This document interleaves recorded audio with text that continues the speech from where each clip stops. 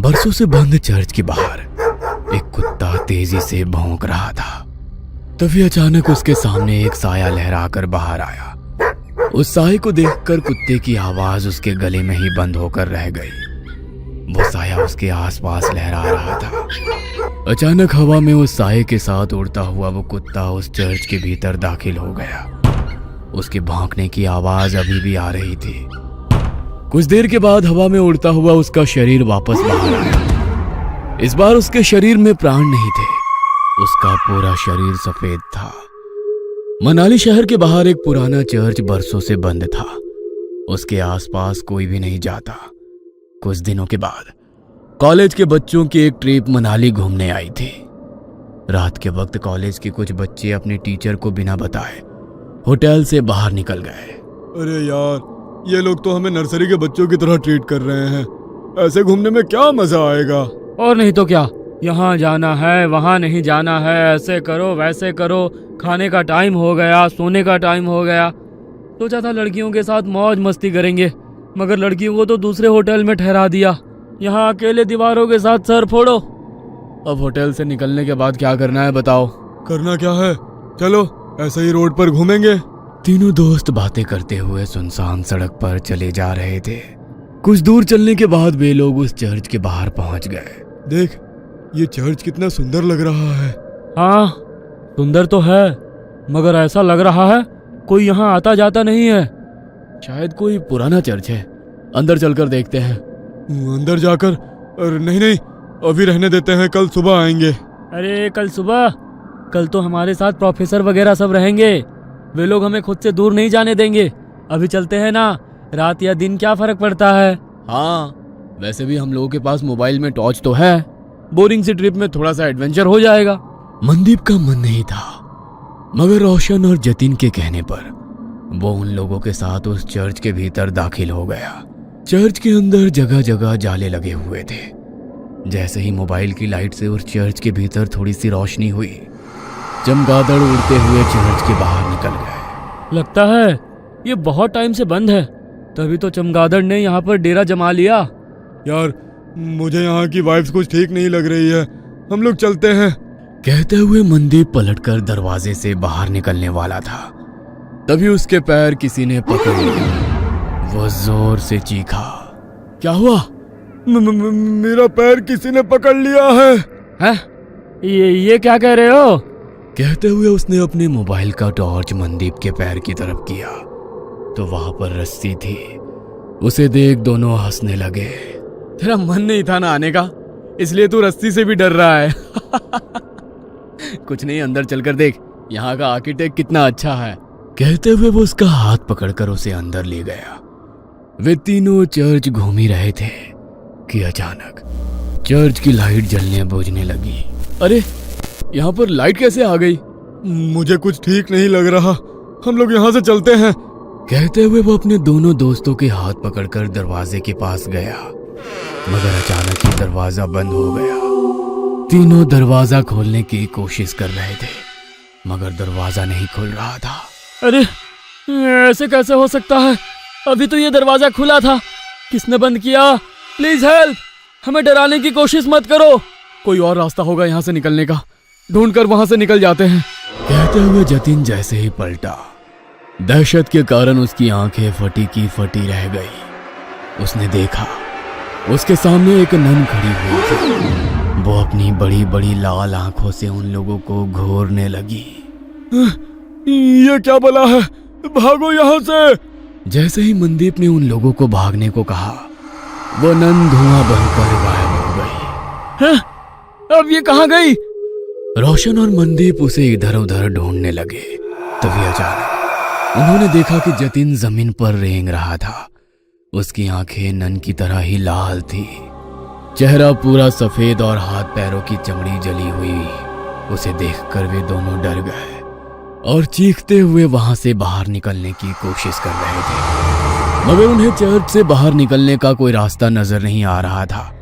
दोनों डरकर एक कोने में खड़े थे। जतिन तेजी से छिपकली की तरह रेंगता हुआ उनकी तरफ बढ़ा और उन लोगों को देख अपनी जीभ लपलपाता रहा। कभी जतिन का चेहरा नजर आता तो कभी उस नन का। हमने तुम्हारा क्या बिगाड़ा है? छोड़ दो हमारे दोस्त को, हमें यहाँ से जाने दो प्लीज, हमें यहाँ से जाने दो, हम कभी यहाँ नहीं आएंगे। कहते हुए मनदीप ने उस नन के आगे हाथ जोड़ लिए। नन उसे देख मुस्कुराने लगी। उस नन ने मनदीप का हाथ पकड़कर उसे अपनी ओर खींचने की कोशिश करी, मगर मनदीप के हाथ में गुरुद्वारे का पवित्र कड़ा था। उसे छूते ही नन को तेज झटका लगा और वो जमीन पर गिर गई और वो नन धुआं बनकर जतिन के शरीर से बाहर निकल गई। जतिन बेहोश जमीन पर पड़ा था। रोशन उसको होश में लाने की कोशिश करने लगा। जतिन जल्दी उठ जा, हमें यहाँ से निकलना होगा। जतिन प्लीज उठ जा। तुम लोगों को क्या लगता है कि तुम लोग इससे बच सकते हो? नहीं, तुम लोग अब उसके शिकार हो। यहां से बचकर नहीं जा सकते हो। वैसे भी यहां कोई नहीं आता। यहां गलती से कोई जानवर भी आ जाता है तो वो उसे नहीं छोड़ती। फिर तुम लोग तो इंसान हो, तुम लोगों का मरना तय है। मगर ना जाने क्यों मुझे आज ऐसा लग रहा है कुछ अलग होने वाला है। फादर कुछ और कह पाते, उसके पहले ही उसने रोशन का गला पकड़ लिया। उसकी सांसें घूटने लगी। वो कातर नजरों से मनदीप की तरफ देखकर चिल्लाकर बोला, मनदीप चले जाओ यहाँ से, भागो। तुम्हारे पास गुरुद्वारे की पवित्र शक्ति है, ये तुम्हें कुछ नहीं कर सकती है। भाग जाओ। मैं तुमको छोड़कर कहीं नहीं जाऊंगा। मैं कह रहा हूँ ना, तुम चले जाओ यहाँ से, चले जाओ। रोशन बार बार उसे जाने के लिए कह रहा था, मगर नन की पकड़ उसके गले पर तेज हो गई। उसके नाखूनों से उसके गले में गड्ढा हो गया। गले से बहते हुए खून को वो नन जीभ लंबी कर कर चाटने लगी। रोशन छटपटा रहा था। मनदीप को समझ में नहीं आ रहा था कि वो क्या करे। एक और वो नन तो दूसरी तरफ उसके दोस्त। तभी उसके दिमाग में एक विचार आया। उसने अपने हाथ का कड़ा निकाला और एक हाथ में कड़ा और दूसरे हाथ में कृपाण ले वो जोर से बोला, वाहे जी का खालसा, वाहे जी की फतेह।